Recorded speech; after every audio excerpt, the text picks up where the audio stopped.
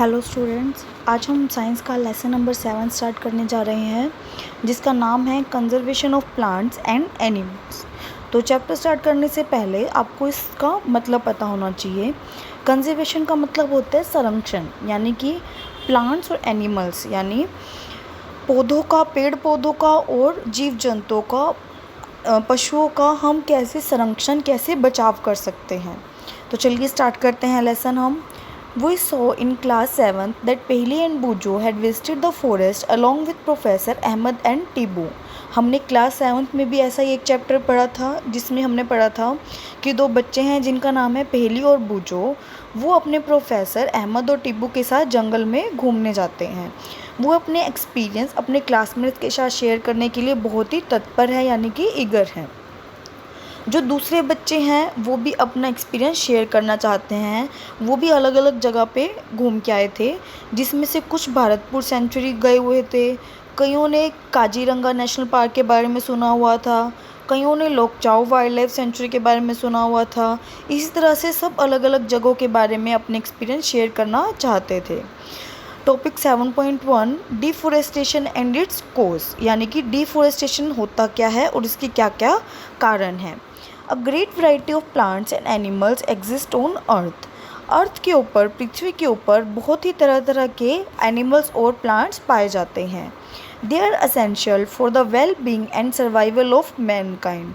ये सब जो ह्यूमन बींग्स हैं इनके रहने के लिए और सर्वाइवल के लिए बहुत ही ज़्यादा ज़रूरी है। Today a major threat to survival of this organisms is deforestation. आज के टाइम में जो ये जंगलों में पाए जाने वाले ऑर्गेनिजम्स हैं, जीव जंतु हैं, इनको सबसे ज़्यादा खतरा किस चीज़ से है? डिफोरेस्टेशन से। हम सबको पता है कि डिफोरेस्टेशन का मतलब क्या है? Clearing of forest and using that lands for other purpose. यहाँ से आप डिफोरेस्टेशन की डेफिनेशन कर सकते हो स्टूडेंट्स। डिफोरेस्टेशन का मतलब क्या है? Clearing of forest and using that land for other purpose, यानी कि जंगलों को यूज़ करना। देखिए definition, clearing of forest and using that land for other purposes, जंगलों को साफ़ कर देना और उस जगह को किसी और काम के लिए यूज़ करना। तो उस जगह को हम किस किस काम के लिए यूज़ कर सकते हैं? तो 3 आपको मैंशनड है, ऐसे 3 पर्पस जिसके लिए हम उस जगह का यूज़ कर सकते हैं। फर्स्ट पर्पस है हमारे पास प्रोक्योरिंग लैंड फॉर कल्टिवेशन, यानी कि उस जगह का, उस भूमि का कृषि के लिए उपयोग करना। बिल्डिंग हाउसेस एंड फैक्ट्रीज, उस जगह पे घर और फैक्ट्रीज का निर्माण करना। प्रोकोरिंग का मतलब होता है प्राप्त करना। प्रोकोरिंग लैंड फॉर कल्टीवेशन, यानी कि कृषि के लिए उस जगह को प्राप्त करना, वहाँ पे हाउसेस और फैक्ट्रीज बना लेना। और तीसरा पॉइंट है स्टूडेंट्स, मेकिंग फर्नीचर और यूजिंग वुड एज फ्यूल, यानी कि फर्नीचर जैसे हमारे बेड हैं, सोफ़ास हैं, चेयर हैं, उस लकड़ी से सोफ़ा बना लेना या फिर उस लकड़ी को फ्यूल यानी कि ईंधन की तरह यूज़ करना। Some natural causes of deforestation are forest fires and severe droughts. कुछ नेचुरल तरीके भी हैं जिनसे कि डिफोरेस्टेशन होता है। वो कौन कौन से हैं? फॉरेस्ट फायर, जैसे कि जंगलों में आग लग जाती है। अभी पीछे आपने सुना होगा कि अमेज़न के जंगलों में आग लग गई थी, बहुत ही भयंकर। तो ये एक तरीका है डिफोरेस्टेशन होने का, जिससे कि जंगल बिल्कुल ख़त्म हो जाते हैं। एंड सेवर ड्रॉट्स, यानी कि सूखा पड़ जाना। नेक्स्ट टॉपिक है हमारे पास कॉन्सिक्वेंसेस ऑफ डिफोरेस्टेशन, यानी कि जो डिफोरेस्टेशन है इसके क्या क्या लक्षण हो सकते हैं, इससे क्या क्या प्रभाव पड़ सकता है। कॉन्सिक्वेंसेस का मतलब होता है प्रभाव, कि डिफोरेस्टेशन के क्या क्या प्रभाव है। इस टॉपिक में मैं आपको कुछ पॉइंट्स अंडरलाइन करवाऊंगी, वो पॉइंट आपको याद करने हैं। वो है कॉन्सिक्वेंसेस ऑफ डिफोरेस्टेशन। पहली and बूजो recall the consequences of deforestation. पहली और बूजो ने डिफोरेस्टेशन के कॉन्सिक्वेंसेस को याद किया। They remembered that deforestation increase the temperature and pollution level on earth. यहाँ से स्टूडेंट्स हमारा फर्स्ट पॉइंट आ गया है, deforestation increase the temperature and pollution level on earth, यानी कि पेड़ काटने से जो अर्थ का टेम्परेचर है, तापमान है, और जो पोल्यूशन लेवल है वो इंक्रीज़ हो जाता है। सेकेंड पॉइंट है, it increase the level of carbon dioxide in the atmosphere. जो वातावरण में कार्बन डाइऑक्साइड की मात्रा है वो बढ़ जाती है। तीसरा पॉइंट है, ground water level also gets lowered, जो ज़मीन वाला पानी है उसका जो लेवल है वो भी नीचे चला जाता है। They know that deforestation disturbs the balance in nature. यहाँ से आप फोर्थ पॉइंट कर सकते हो, deforestation disturbs the balance in nature, यानी कि जो प्रकृति का बैलेंस है उसको डिफॉरेस्टेशन ख़राब कर देता है। They were told by Professor Ahmed that if cutting of trees continue, rainfall and the fertility of the soil will decrease। तो ये आपके पास यहाँ पे फोर्थ पॉइंट आ गया, यहाँ से लेके यहाँ तक कि अगर पेड़ इसी तरह से कटते रहे तो जो बारिश है और जो मिट्टी की फर्टिलिटी यानी कि उपजाऊपन है वो भी कम हो जाएगा। उसके बाद फिफ्थ पॉइंट है हमारे पास, moreover there will be increased chances of natural calamities such as floods and droughts। साथ के साथ जो नेचुरल प्राकृतिक आपदाएं हैं जैसे कि बाढ़ है या फिर सूखा पड़ जाना है वो उनके चांस भी बढ़ जाएंगे, ज़्यादा हो जाएंगे। Recall that plants need carbon dioxide for photosynthesis. हमने ये 7th क्लास में भी पढ़ा हुआ है कि प्लांट्स है जो पेड़ पौधे हैं वो एक प्रोसेस करते हैं फोटोसिंथेसिस। उस प्रोसेस में वो क्या करते हैं, एटमॉस्फेयर से कार्बन डाइऑक्साइड गैस लेके उससे वो अपना खाना बनाते हैं और ऑक्सीजन को बाहर निकालते हैं, यानी कि वो कार्बन डाइऑक्साइड को एब्जॉर्ब करते हैं और ऑक्सीजन को रिलीज़ करते हैं। अगर कम प्लांट हो गए, हम अगर ट्रीज़ को काटते रहेंगे तो पेड़ों की संख्या कम हो जाएगी, जो हम कार्बन डाइऑक्साइड रिलीज़ कर रहे हैं तो वो कम एब्जॉर्ब होगी, क्योंकि पेड़ कम है तो कार्बन डाइऑक्साइड अपने अंदर कौन लेगा। अगर कार्बन डाइऑक्साइड कम एब्जॉर्ब होगी तो उसकी मात्रा क्या है एटमॉस्फेयर में बढ़ जाएगी, जिससे कि क्या हो जाता है हमारे पास ग्लोबल वार्मिंग। हमें पता है कि ग्लोबल वार्मिंग का एक मेन कारण क्या है, कार्बन डाइऑक्साइड की अमाउंट का इंक्रीज़ होना। चलिए देखते हैं इसमें क्या है। Fewer trees would mean that less carbon dioxide will be used up, resulting in its increased amount in the atmosphere। यानी कम पेड़ों का मतलब है कि कार्बन डाइऑक्साइड की मात्रा एटमॉस्फेयर में बढ़ गई है। This will lead to global warming as carbon dioxide traps the heat rays reflected by the earth। इसका मतलब है कि जो ग्लोबल वार्मिंग है वो बढ़ जाएगी। क्यों बढ़ जाएगी भाई, कार्बन डाइऑक्साइड बढ़ी है, इससे ग्लोबल वार्मिंग क्यों बढ़ जाती है, ध्यान से समझिए। जो सन से हीट रेस आती हैं, यानी कि सन से जो ऊर्जा आती है, हीट रेस आती है, उसको कार्बन डाइऑक्साइड अपने अंदर ट्रैप यानी कि अपने अंदर उसको जमा कर लेती है। कार्बन डाइऑक्साइड के अंदर इतनी शक्ति होती है कि वो हीट को अपने अंदर ट्रैप करके अर्थ के एटमॉस्फेयर का टेम्परेचर बढ़ा देती है। The increase in the temperature on the earth disturb the water cycle and may reduce rainfall. अब अर्थ का जो टेम्परेचर था वो बढ़ गया, इससे जो वाटर साइकिल है यानी कि जो बारिश का साइकिल है वो अनबैलेंस हो जाएगा, जिससे कि बारिश रिड्यूस हो जाएगी, कम हो जाएगी। दिस कुड कॉज ड्रॉट, और इससे क्या आती है हमारे पास सूखा पड़ना शुरू हो जाता है। इससे हमारे ड्रॉट का मतलब होता है सूखा पड़ना, तो इससे हमारे पास सूखा पड़ जाता है। आगे देखिए क्या है, deforestation is a major cause which leads to the change in soil properties. Deforestation एक बड़ा कारण है जो सॉइल की प्रॉपर्टीज़ में चेंज को लाता है। Physical properties of the soils get affected by plantation and vegetation. जो सॉइल की फिजिकल प्रॉपर्टी है वो प्लांटेशन यानी कि पौधे लगाने से, और वेजिटेशन यानी कि वही है, वेजिटेशन का मतलब भी जो हम कृषि करते हैं, जो हम पेड़ पौधे लगाते हैं, उससे इफ़ेक्ट होती है। Recall from class 7th how trees prevent soil erosion. हमने 7th क्लास में भी पढ़ा था कि जो ट्रीज़ है, जो पौधे हैं, वो सॉइल इरोजन को रोकते हैं। कैसे रोकते हैं, जो पौधों की जड़ें हैं वो मिट्टी को पकड़ के रखती है, जिसके कारण जब बारिश आती है तो मिट्टी जो उसने पकड़ के रखी है पेड़ ने वो जल्दी से बारिश के पानी के साथ नहीं बहती, और जो मिट्टी की अच्छी लेयर है, जो ऊपर वाली उपजाऊ परत है, वो बहने से रुक जाती है। Removal of the top layer of the soil exposes the lower hard and Rocky layers. जब ज़्यादा बारिश की वजह से मिट्टी की ऊपर की लेयर बह जाती है पानी के साथ, तो जो नीचे वाली लेयर है जो कि हार्ड है और रॉकी यानी कि पत्थर वाली लेयर है वो निकल आती है। This soil has less humus and is less fertile. जो नीचे वाली मिट्टी है जो पत्थरों से भरी हुई है उसके अंदर मॉइस्चर कम है और वो उपजाऊ भी कम है। Gradually the fertile lands get converted into deserts. धीरे धीरे जो फर्टाइल लैंड है यानी कि उपजाऊ पृथ्वी है वो किस में कन्वर्ट हो जाएगी, डेजर्ट्स में यानी कि रेगिस्तान में। It is called desertification. इस मेथड को हम क्या बोलते हैं, इस प्रोसेस को हम क्या बोलते हैं, डेजर्टिफिकेशन। दोबारा समझे क्या है, अगर पेड़ कट जाएंगे तो सॉइल इरोजन बढ़ जाएगा, क्योंकि पेड़ क्या करते हैं, मिट्टी को पकड़ के रखते हैं। अब पेड़ नहीं है तो मिट्टी को नहीं पकड़ पा रहे। अगर मिट्टी को नहीं पकड़ के रखा गया तो बारिश के साथ जो मिट्टी की ऊपर की लेयर है वो बह जाएगी, जिसके कारण जो नीचे की हार्ड लेयर है, जो पत्थरों वाली लेयर है, वो बाहर आ जाएगी। वो लेयर कम ह्यूमस वाली है और कम फर्टाइल है। इस तरह से धीरे धीरे करके जितनी भी फर्टाइल लैंड थी वो किस में कन्वर्ट हो गई, रेगिस्तान में। इस प्रोसेस को हम क्या बोलते हैं, desertification. Deforestation also leads to a decrease in the water holding capacity of the soil. पेड़ों को काटने से जो मिट्टी की पानी को पकड़ने की क्षमता है, पानी को रोकने की क्षमता है, वो भी धीरे धीरे कम हो जाती है।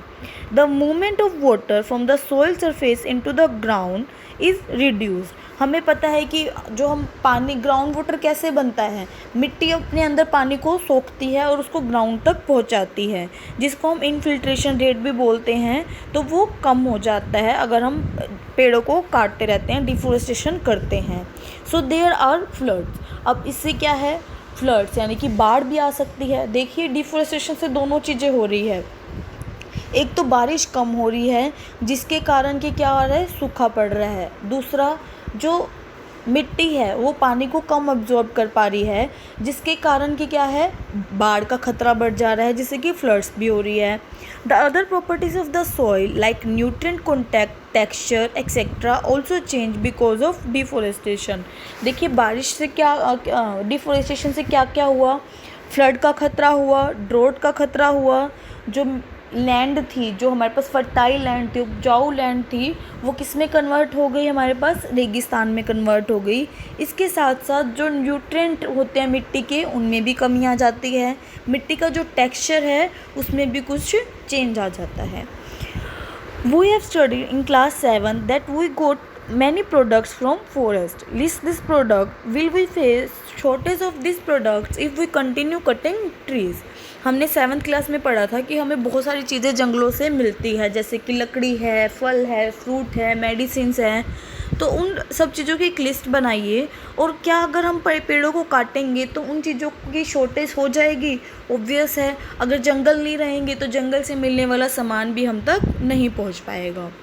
नेक्स्ट देखिए 7.3, conservation of forest and wild life, यानी कि जंगलों को कैसे कंजर्व, कैसे बचाया जाए, and wild life. Wild life क्या होती है, जो जंगलों में पाए जाने वाले जीव जंतु हैं उनको हम बोलते हैं वाइल्ड लाइफ। इनको कैसे बचाया जाए। Having become aware of the effects of deforestation, Pehli and Bujo are worried. They go to Professor Ahmed and ask him how forest and wildlife can be saved. जब उन्होंने पहली और बूजो ने ये सारे इफ़ेक्ट के बारे में पढ़ा कि डिफोरेस्टेशन से ये सब हो सकता है, तो वो वरीड हो गए, यानी कि चिंताग्रस्त हो गए। वो प्रोफेसर अहमद के पास गए और उन्होंने उनसे पूछा कि हम जंगलों को और उनमें रहने वाले जीव जंतु को कैसे बचा सकते हैं, कैसे उन्हें सेव कर सकते हैं। आगे देखिए, Professor Ahmad organise a visit to a biosphere reserve for Paheli, Boojho and there classmates. तो ये सुन के प्रोफेसर अहमद ने एक जंगल में घूमने का ट्रिप बनाया सभी बच्चों के साथ। He selects a place named Pachmarhi biosphere reserve. उसने एक जगह सेलेक्ट की उस प्रोफेसर ने, जिसका नाम क्या था, Pachmarhi biosphere reserve.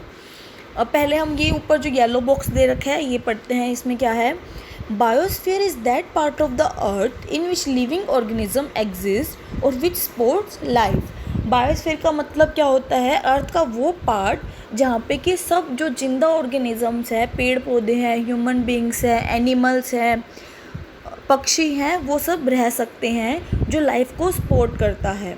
Biological diversity और biodiversity refers to the variety of organism existing on the earth. Their inter relationships and their relationship with the environment. अब सेकंड वर्ड हमारे पास आता है बायोलॉजिकल डाइवर्सिटी और बायोडाइवर्सिटी, जिसको हम बोलते हैं स्टूडेंट्स। इसका मतलब क्या होता है? इसका मतलब क्या है? अर्थ पे डिफरेंट तरह के ऑर्गेनिजम्स पाए जाते हैं, उनके बीच में आपस में रिलेशनशिप कैसा है और उनका इन्वायरमेंट के साथ, वातावरण के साथ कैसे रिलेशनशिप है, उसको हम बोलते हैं बायोडाइवर्सिटी। यानी कि अलग अलग तरह के पेड़ पौधे, जीव जंतुओं का एक ही जगह पर पाए जाना। बायोस्फीयर मतलब ऐसा पार्ट अर्थ का जहाँ पे जिंदा लाइफ पॉसिबल है, और बायोडाइवर्सिटी मतलब विभिन्न तरीकों के जीव जंतुओं का, पेड़ पौधों का एक जगह पे पाए जाना। तो चलिए स्टूडेंट्स आगे करते हैं। He knows that the plants and animals found here are similar to those of the upper Himalayan peaks and to those belonging to the lower western Ghats। उसने ये जगह, जो प्रोफेसर अहमद था, उन्होंने ये जगह चूज़ की थी। वो जानते थे कि यहाँ पे जो प्लांट्स पाए जाते हैं वो किसके जैसे हैं, जो हिमालयन पीक्स पे पाए जाते हैं, जो हिमालयों की चोटियों पे पाए जाते हैं, वैसे ही प्लांट्स इस बायोस्फीयर रिजर्व में पाए जाते हैं। और दूसरे जो लोअर वेस्टर्न घाट्स में पाए जाते हैं वो प्लांट्स भी यहाँ पर पाए जाते हैं। Professor Ahmad believes that the biodiversity found here is unique. Professor Ahmad को ये विश्वास था कि यहाँ पे जो बायोडाइवर्सिटी है, यानी कि यहाँ के जो जीव जंतु, पेड़ पौधे हैं, ये बिल्कुल यूनिक यानी कि अलग है। He request Madhav ji, a forest employ, to guide the children inside the biosphere reserve. वहाँ का जो एक एम्प्लॉय कर्मचारी था जिसका नाम माधव जी था, एक कर्मचारी है वो जंगल का, उन्होंने उससे रिक्वेस्ट की कि आप हमें जंगल की सैर करवाओ। He explains that preserving areas of such biological importance make them a part of our national heritage. उस जो माधव जी थे उन्होंने एक्सप्लेन किया कि ऐसी जगहों को प्रिजर्व करके रखना, बचा के रखना हमारे नेशनल हेरिटेज के लिए एक बहुत ही इम्पोर्टेंट पार्ट है। Madhavji explains to the children that apart from our personal efforts and efforts of the society, government agencies also take care of the forest and animals. Madhav ji ने बच्चों को बताया कि जो हम एफर्ट कर रहे हैं या फिर जो सोसाइटी है, जो हमारा समाज है, वो एफर्ट कर रहा है, उसके साथ साथ ही गवर्नमेंट कुछ एजेंसीज़ हैं जो फॉरेस्ट और एनिमल्स की देखभाल करती हैं।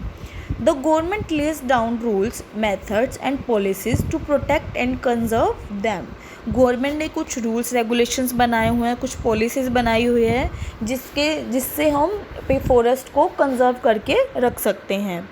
Wild life sanctuaries, national parks, biosphere reserve etcetera are protected areas for conservation of plants and animals present in that areas.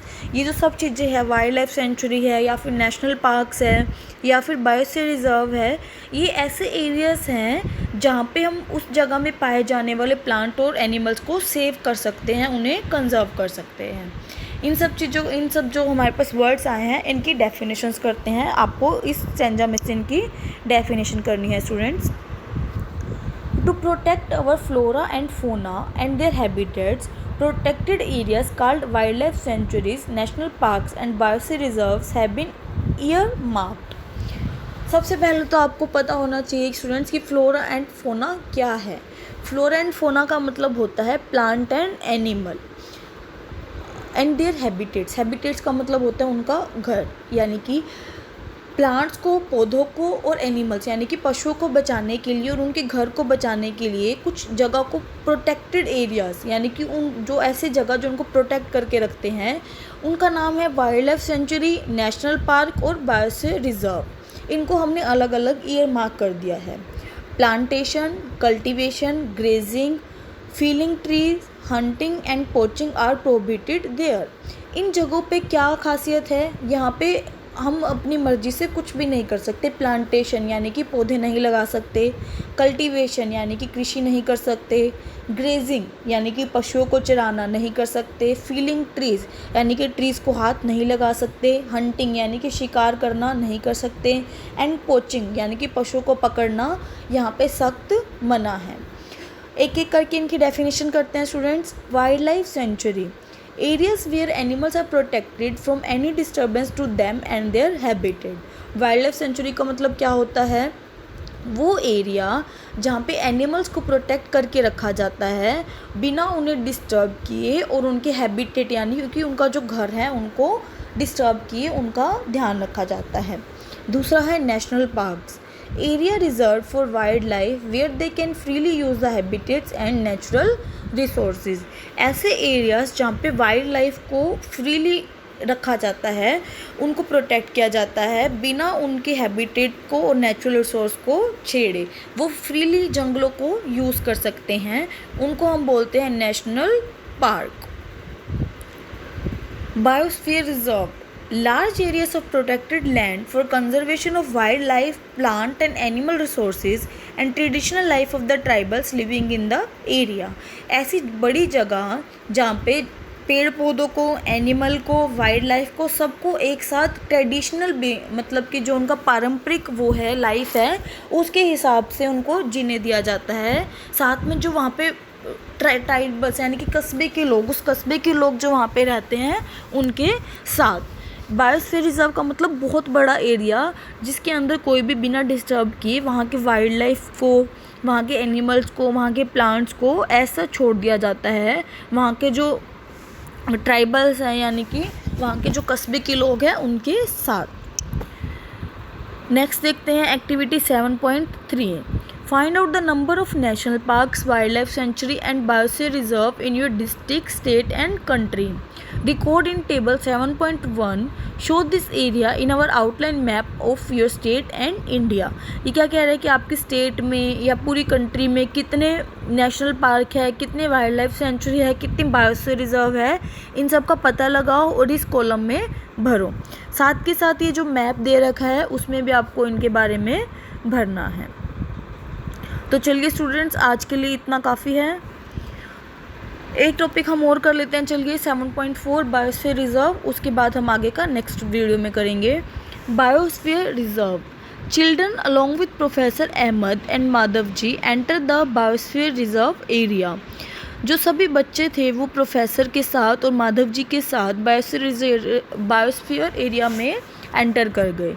Madhav ji explains that biosphere reserves are the areas meant for conservation of biodiversity. Madhav ji ने उन्हें बताया कि biosphere reserve एक ऐसा area है जहाँ पे biodiversity यानी कि जो विभिन्न प्रकार के हमारे पास अलग अलग तरीके के पेड़ पौधे, पशु पक्षी, जीव जंतु हैं उनको कंजर्व करके, बचा के, उनका संरक्षण करके रखा जाता है। As you are aware that biodiversity is the variety of plants, animals and microorganisms generally found in an area। यहाँ पे बायोडाइवर्सिटी की इन्होंने फिर से definition they the students. Biodiversity क्या है? एक जगह पे मिलने वाले पौधों की, एनिमल्स की, माइक्रो ऑर्गेनिज्म यानी कि बहुत छोटे जीव जंतु जिनको हम माइक्रोस्कोप की हेल्प से देख सकते हैं, एक जगह पे पाए जाने वाले अन्नों की वैरायटी है। एक जगह पे पाए जाने वाले जीव जंतुओं की वैरायटी को हम बोलते हैं biodiversity. The biosphere reserve help to maintain the biodiversity and culture of that area. जो हमने एक ऐसी जगह बना दी बायोस्फीयर रिजर्व, वो वहाँ की बायोडाइवर्सिटी को और वहाँ के कल्चर को बचा के रखता है। अ बायोस्फीयर रिजर्व में also contain other protected areas in it. एक बायोस्फीयर रिजर्व के अंदर और भी प्रोटेक्टेड एरिया कवर हो सकते हैं। The Pachmari Biosphere Reserve consists of one national park named Satpura and two wildlife sanctuaries named Bori and Pachmari। जो जिस बायोस्फीयर रिजर्व में ये लोग गए थे जिसका नाम था पचमढ़ी बायोस्फीयर रिजर्व, उसके अंदर एक नेशनल पार्क भी इंक्लूड था जिसका नाम था सतपुरा, और दो वाइल्ड लाइफ सेंचुरी भी इंक्लूड थी जिसका नाम था बोरी एंड पचमढ़ी। इसमें देखिए मैप में देखिए स्टूडेंट्स, ये पूरा एक हमें दे रखा है, ये पूरा इतना बड़ा एक पचमढ़ी का बायोस्फीयर रिजर्व है। इसके अंदर ही सब कुछ है। इसके अंदर सतपुरा नामक एक नेशनल पार्क भी है और दो वाइल्ड लाइफ सेंचुरी भी है जिसका नाम है बोरी सेंचुरी, और दूसरा था हमारे पास पचमढ़ी सेंचुरी। ये देखिए यहाँ पे मैं आपको दिखाती हूँ, Satpura national park, Pachmarhi sanctuary और बोरी सेंचुरी। और ये जो पूरा है ये एक बायोस्फीयर रिजर्व है, इसके अंदर और भी चीज़ें इंक्लूड हो सकती है। तो चलिए स्टूडेंट्स, आज के लिए इतना ही। Next topic flora and fauna हम नेक्स्ट वीडियो में करेंगे। Thank you.